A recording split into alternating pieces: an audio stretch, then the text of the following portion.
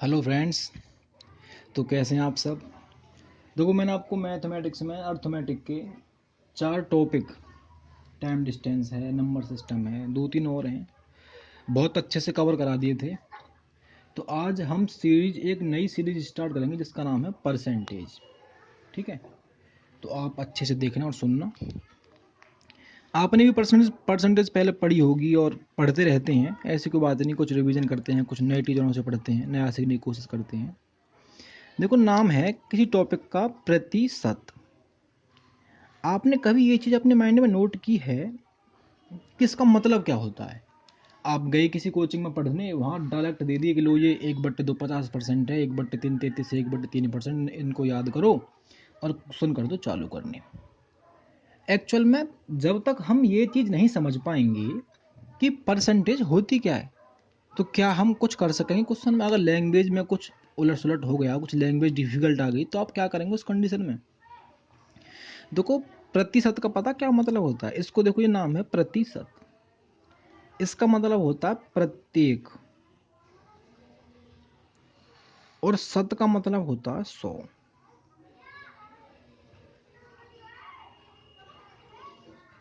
English में बोल तो पर 100। प्रत्येक 100 पर जो वैल्यू काउंट की जाती है वो प्रतिशत होती है। ये इसकी एक्चुअल डेफिनेशन समझ लो, कुछ भी समझ लो। देखो, मैं आपको एक एग्जांपल से बहुत अच्छे तरीके से परसेंटेज समझाने की कोशिश करूँगा। ठीक है, ध्यान से सुनना। जैसे कि 2 बच्चे हैं, नाम कोई भी ले लो। जैसे कि एक ले लिया मैंने धीरज, ठीक है, और एक ले लिया मैंने नीरज। धीरज और नीरज हैं। धीरज ने 500 में से 400 नंबर पाए और नीरज ने 400 में से 350 नंबर पाए। किस एग्जाम की बात कर रहे हैं हम। तो अब ये तो है हमारा धीरज और ये है जी नीरज। ठीक है, ये हमारा धीरज है और ये है नीरज। अब क्या होता है कि धीरज बोलता है नीरज से, देखो भाई, तूने तो पाए 350 नंबर और मैंने पाए 400 नंबर। भाई, तुझसे मेरे नंबर ज़्यादा हैं। अब ये कहता है कि भाई, हमारा तुम्हारा जो टोटल है वो तो डिफरेंट है ना। तो अब इस चीज़ में किसने कितने नंबर ज़्यादा प्राप्त किए, किससे कितने ज़्यादा किए, टोटल से कितने किए। अब यहाँ हमको परसेंटेज का रूल लगाना पड़ेगा।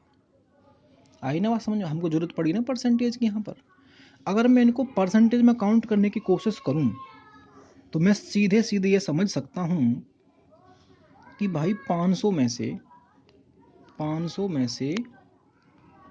400 नंबर इसने पाए। अगर इसका मैं करूं एकीकरण, एक से कितने पाए 400 बट्टे 500। अगर मैं 100 की बात करूं, 100 से कितने पाए 400 बट्टे 500 और 100। 0 से 0, 5 अट्ठे 40, 80% नंबर इसने पाए। मैंने वैल्यू 100 पर काउंट कर दी। अब मुझे 500 से कोई मतलब नहीं है, वो टोटल था, कितने पाए हम उसको भूल चुके। अब मैंने इसको बता दिया कि इसने टोटल से 80% नंबर पाए, जिसका जितना टोटल था उस अपने के अकॉर्डिंग।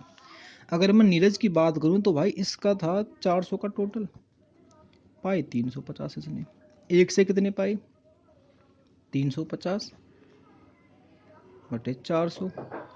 अगर 100 की बात मैं करता हूं तो 350 बट्टे 400 इंटू 100, यही तो होगा। 0 से 0 काट दी, 0 से 0 काट दी हमने।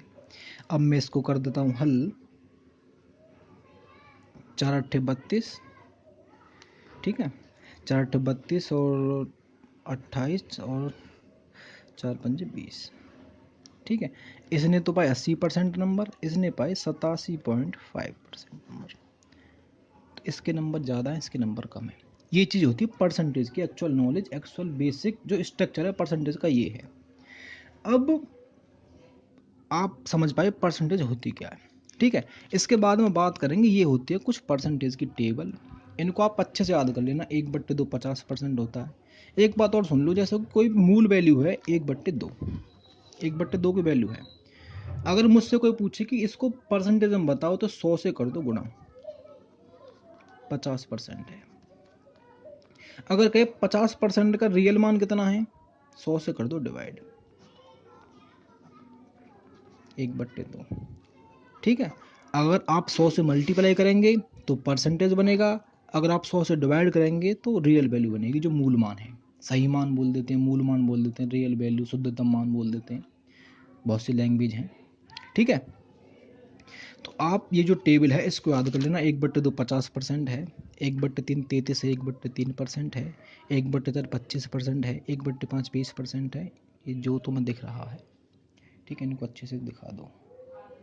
ठीक है, इनको अपनी नोटबुक में नोट कर लेना। हम पूरे साल कंपटीशन की तैयारी करते हैं लेकिन हम इनको याद नहीं कर पाते। आपको ये याद नहीं करनी भाई साहब, आपको इनको जब भी टाइम मिले बस आपको इनको देखना है, इन पर काम करना होगा आपको। ठीक है, अगर परसेंटेज पढ़ते हैं तो इन्हीं के अकॉर्डिंग परसेंटेज क्वेश्चन को सॉल्व करें, याद में रहेगी बात। वरना आप यही करोगे, 100 से डिवाइड करोगे या 100 से मल्टीप्लाई करोगे, ये चीज़ मुझे तो ठीक लगती नहीं। इनके अकॉर्डिंग काम करना होगा आपको।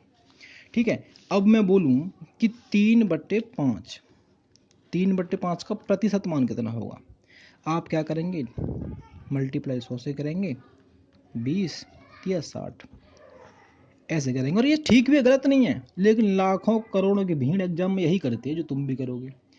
आपको यही गलती नहीं करनी है। अगर आप परसेंटेज का क्वेश्चन है तो उसको परसेंटेज के तरीके से हल करो। अगर परसेंटेज के फ्रैक्शन को आप अच्छे से तोड़ना सीख गए ना, तो प्रॉफिट लॉस है और भी बहुत इंपॉर्टेंट टॉपिक हैं जिनको आप अच्छे से कर पाएंगे। अब देखो, ये 3/5 था, इसके हमसे पूछे थे, हमें पता है 1/5 होता है। आप नीचे वाली वैल्यू को देखें, हमें पता है कि 1/5 20% होता है, लिख भी रहा होगा यहाँ पर, देखो ये रहा। ठीक है, याद कर लेना, मैंने तुमको पूरा दिखा दिया है, लिख लेना अपनी कॉपी में। ठीक, 1/5 20% होता है, हम तो पूछा है 3/5, तो 20 गुणा 3 कर दो ना, सीधे सीधे 20 या 60। अब इसने पूछा 3/4 का बताओ भाई, 3/4 हम क्यों करें ये 25 या 75, हम नहीं कर रहे इस काम को। हालांकि ठीक है, कोई दिक्कत नहीं, लेकिन आपको ऐसे नहीं करना, ये गंदी आदत है। 1/4 25 होता है, 25% होता है 1/4। हमसे पूछा 3% का, 25 या 75 लिखो, सीधा सीधा ये लिखो आप, ये चीज़ ठीक रहती है। ठीक है, अब बात करते हैं 4/9 कितना परसेंट है। ठीक है, आप क्या करोगे, 100 से गुणा करोगे तो छोटी छोटी संख्या है, अगर बड़ी संख्या जाएंगी ना, ये जो मैं तो आपको तरीका बता रहा हूँ, आपको वहाँ अच्छा लगेगा। ये 1/9 हमको पता है कि 11 सही 1/9 होता है। ठीक है, तो 4 की पूछे हमसे, 44 सही 4/9 कर दो ना, सीधा सीधा 4 से मल्टीप्लाई कर दो उस चीज़ में। भाई 1/9 अगर मैं 4 की मल्टीप्लाई रखूँगा तो 4/9 बनता है ना। अगर मैं 1/9 के फ्रैक्शन में 4 की मल्टीप्लाई कर दूंगा तो 44 सही 4/9, इसका ही तो मान होगा ये। 5/11 का परसेंट मान पूछा है,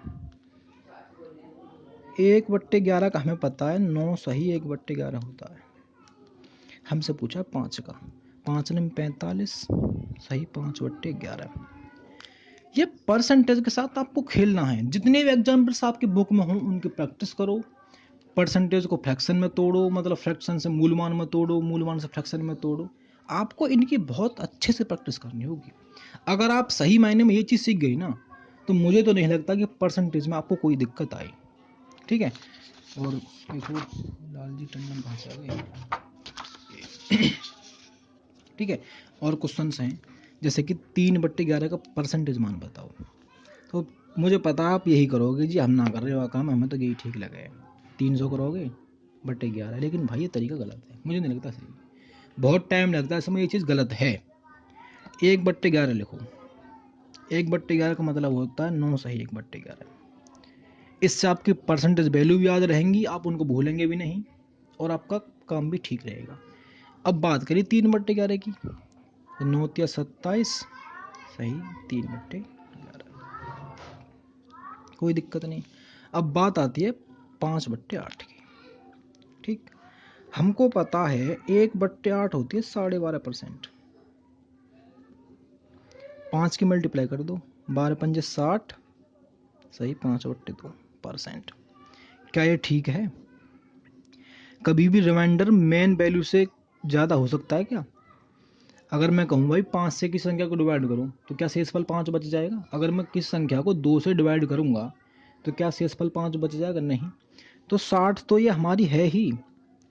इस 5 को और तोड़ लो, 2 सही 1/2, कितना बन गया अब ये 62 सही 1/2%।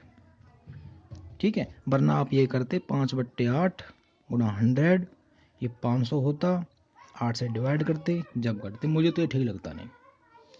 ठीक, ये 3/8 है। हमको पता है 1/8 का मतलब होता है 12 सही 1/2। 3/8 पूछी है तो 12 इतनी 36 सही 3/2, 3 की मल्टीप्लाई कर दी। अब इस 3 को और तोड़ लो, 1 सही 1/2, 2 एकन 2, 3/2 होगी नहीं, हमने इतनी को तोड़ लिया बस। 3/2 को अगर मैं तोड़ूंगा तो 1 सही 1/2 तो लिखूंगा ही। 36 हमारी पहले से बच गई तो 37 सही 1/2 बन गया ना, बन गया। ये बहुत शॉर्ट मेथड है, अगर आप इनकी अच्छे से प्रैक्टिस करोगे ना तो मुझे तो लिखने की भी जरूरत नहीं पड़ती इन चीज़ों को लिखने के लिए।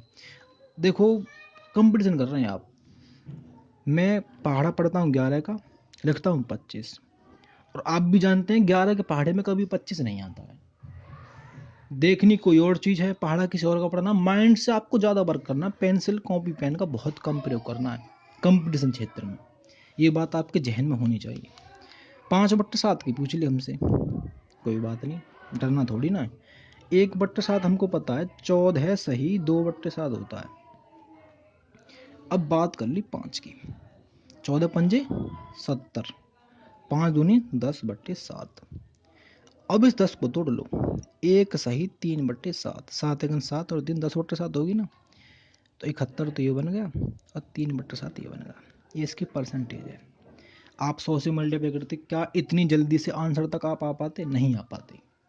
ठीक है, तो ये तो थी मेन वैल्यू को, रियल मान को परसेंटेज में तोड़ना, जो मैंने आपको कुछ एग्जाम्पल लिए और अच्छे से समझाने की कोशिश की। उम्मीद है समझ में आए होंगे आपके। अगर बात की जाए कि इस परसेंटेज वैल्यू से 5/7 तक कैसे पहुंचा जाए, ये भी तो क्वेश्चन बन सकता है। भाई हम मेन वैल्यू से परसेंटेज की तरफ तो आ गए, अगर हमसे कहता है कि भाई परसेंटेज वैल्यू लो और 5/7 तक पहुंच, तो कैसे पहुंचोगे? हमें पता है कि 100% का पूर्ण मान ज्ञात करें। मुझे पता है परसेंटेज हटाना है, 100 से डिवाइड कर दो, 1 आ गया। तरीका ये ठीक है, सब करते हैं, तुम भी करोगे, कोई दिक्कत नहीं है। अब ये है 106 सही 2/3%। आप पता है एग्जाम में क्वेश्चन देखोगे बहुत जल्दी से करोगे इस काम को, इसमें करोगे मल्टीप्लाई। 6 3 18, 3 एकन 3 प्लस 2/3, 320/3। अब क्या करोगे आप, 100 से डिवाइड करोगे जी, 0 से 0 काटोगे, इसे 16 करोगे, इसे क्या करोगे 5, इसे लिखोगे 16/15। क्या एग्जाम में इतना टाइम आपके पास होता है? मैं ये नहीं बोला तरीका गलत है, तरीका ठीक है भाई, बहुत दिक्कत होगी। ये तो छोटी सी संख्या है, अगर आया ना संख्या 557 1/7, शाम हो जाए, क्वेश्चन होगा नहीं इस तरीके से करने में। अब मैं आपको जो तरीका बताऊं उसको ध्यान से देखना। ये 106 सही 2/3 था। क्या मैं इसको ऐसे लिख सकता हूँ 100 प्लस 6 सही 2/3? कोई दिक्कत नहीं लिख सकता हूँ। मुझे पता है कि 100 का मान तो 1 होता है भाई, 100% का मेन वैल्यू 1 होती है, नहीं होती। और 6 सही 2/3 का मतलब होता है 1/15। अगर मैं इसको सॉल्व करूँ, 15 एकन 15 प्लस 1 16/15। कितना सरल बना दिया मैंने इस क्वेश्चन को। इस तरीके से करना, वीडियो पीछे कर लेना, समझ लेना अच्छे से। अगले क्वेश्चन की तरफ आते हैं। इसमें है 366 सही 2/3%। ठीक है, अब आप इसको उसी तरीके से करो, इसको करो सॉल्व, फिर 100 से डिवाइड करना, देखो कितना टाइम लगता है। और जो मैं बता रहा हूँ उससे करोगे बहुत जल्दी कर पाओगे। भाई हमको इसको तोड़ लेना है, मैंने उसको तोड़ लिया 300 और तोड़ लिया 66 सही 2/3। तोड़ लिया मैंने इसको, कोई दिक्कत तो नहीं हुई। मुझे पता है 300 का मान तो होता है 3 और 66 सही 1/3। अब मैं जानता था कि 1/3 मैंने पढ़ी थी परसेंटेज वैल्यू में, इसका मान था 33 सही 1/3। अगर मैं 2 की मल्टीप्लाई दोनों को कर दूँ तो 2/3 और 66 सही 2/3। इस 66 सही 2/3 का मान कितना आ गया, 2/3। 3 3 9 तो 11/3 आपका आंसर आ गया। वरना आप इसकी मल्टीप्लाई करते अब तक मल्टीप्लाई ही कर पाते आप और जोड़ पाते, इतने में आपका आंसर तक पहुँचे। कर दो टिक। बात आती है 406 सही 1/4% का मेन मान बताओ। हमें पता है 400 को तोड़ो लो अलग, इसका बन जाएगा 4। 6 से 1/4 लिख लो अलग, 4 हमने लिख लिया अलग, 4 हमने लिख लिया अलग। 6 सही 1/4 का परसेंटेज वैल्यू कितना होता है आपको पता ही होगा। 6 सही 1/4 शायद 6 से 1/4 1/16 होता है। 16 चौका 64 और 1 65/16 आपका ये आंसर आ गया। हो गया ना, हो गया सरल। अब लास्ट क्वेश्चन बचा है 457 सही 1/7%। भाई 400 को अलग तोड़ लो, बचा 57 सही 1/7। 400 का तो 4 बन गया, हमें इससे कोई मतलब नहीं। इसको तोड़ना है 57 से 1/7 को। मैंने आपको कहा था जो नीचे वाली वैल्यू इसको देखो। हमें पता है कि 1/7 बराबर 14 सही 2/7 होता है। मैंने पढ़ा, तुमने भी पढ़ा होगा। तो मुझे इस वैल्यू से यहाँ तक पहुँचना है, तो मैं क्या करूँ, इसमें 14 × 14 दूनी 28 14 चौका 56, 4 से मल्टीप्लाई करता हूँ। अगर मैं इसको 4/7 लिखता हूँ, इसका 4/7 बन गया।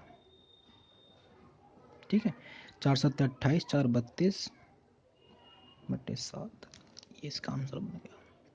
तो देखो कितना बड़ा क्वेश्चन था, इसको कितने सिंपल मेथड से हमने सॉल्व कर लिया।